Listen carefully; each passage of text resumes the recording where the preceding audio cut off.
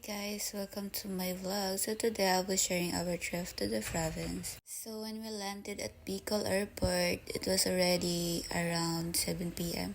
So we decided to look for a place to stay for one night. So ayan, gutom na nga yung mga wanted. Gutom na sila. I honestly forgot the name of the hotel, but our booking came with free breakfast and it was totally worth it. The food was amazing and everything tastes so good. And I ended up eating a lot and even my sisters really enjoyed the food as well. It was a perfect way to start our trip. Nakakapagod may English. Meron kasi yung mga nanonood na taga-ibang bansa kaya nag-i-English ako dito.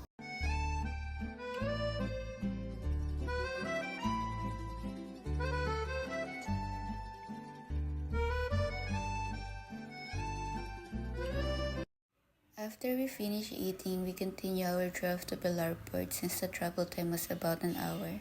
And then when we arrived at Pilar Port, we went to the market there to look for crabs that we plan to cook once we get home. At ayan, naglakad-lakad nga muna kami dito sa market nila. Kasama ko yung mga wanted sa Montreal. Hindi ko alam kung anong pinagsasabi dito ni Cherry. Grabe pala yung init ng panahon that time. Tapos si Cherry naka-heels pa. Wala pa kaming mga sunscreen na dala. Grabe. Planado talaga yung pag-uwi namin ng probinsya. Mabuti na lang pala maaga yung pagpunta namin dito sa sa Pilar. Nakaabot pa kami ng alimang. Nakabili pa kami ng mga 2 kilo, I think. Ayan si Madam Liz. Feel niya yung init ng panahon. Siya yung palaging tulog sa biyahe. Kakasakay pa lang ng kotse, tulog agad. Sa wakas, we're already on the boat heading to Montreal. To my hometown, we're so excited. Super excited. At ayan na nga, yung mga wanted sa Montreal, excited na din sila. Ito nyo naman si Liz, matutulog na naman. Liz is going to sleep again. Si Cherry naman, ini-enjoy niya yung view. Ayan, happy ang mga person. Rar.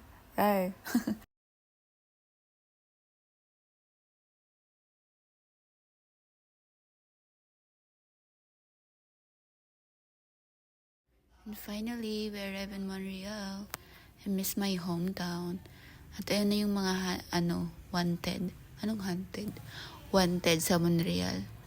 Excited na bumaba ng lancha.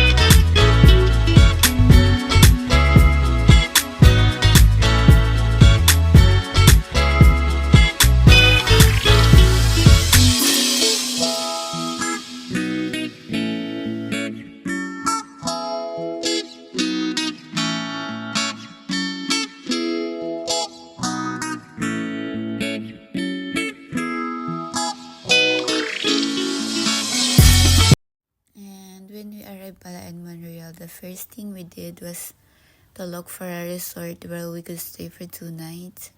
Stay pala kami sa Villahermosa Beach. Then after checking in, we went to the market to buy the ingredients we needed for the crabs that we bought in Pilar.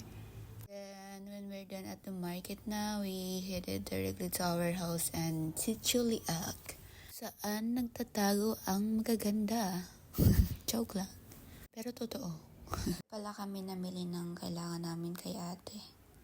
I wasn't able to take any videos while we were on the way to our house. And ayan na nga. Finally, nakarating na sa bahay. Naluto na din yung alimango namin na binili. Kaluto pala namin ng alimango. Nag-inom na din kami. Kasama si Manny Tutoy ng Liak. Sobrang sarap nga ng alimango. Grabe yung laman.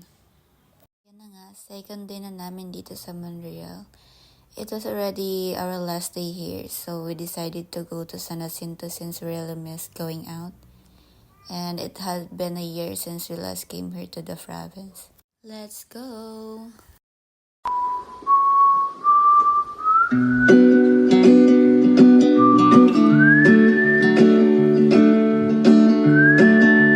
We finally arrived in San Jacinto. We ate as soon as we got there, so I wasn't able to record it.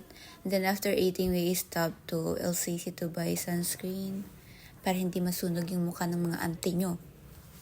Hindi ko din pala na-record yung pagbili namin doon ng sunscreen tsaka pasalubong para sa pamangkin namin. Dumaan na din pala kami dito sa Tahiran kasi sobrang ganda nga naman ng view dito.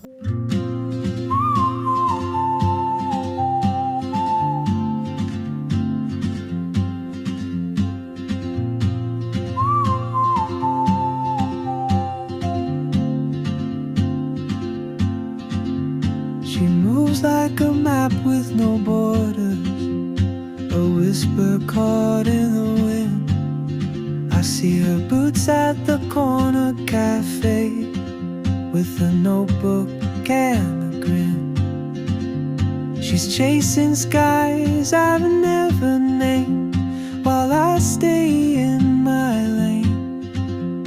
But something in the way she moves keeps pulling at my chain. Oh, traveler, you carry the sun in your stride, leaving behind what I hold inside. If I don't ask your name today, I may never get the chance to walk beside you. So, on our way back home, we stopped by to our cousin's house. Met Angelica, guys. She didn't know that we had come home, so she was really surprised. Na-surprise si Enday. Ayan siya, sobrang ganda. Kalimutan ko pala tanggalin yung mga panty ni Angelica dyan. Naka-display. Ayan siya, bagong panganak. Sobrang cute ng baby.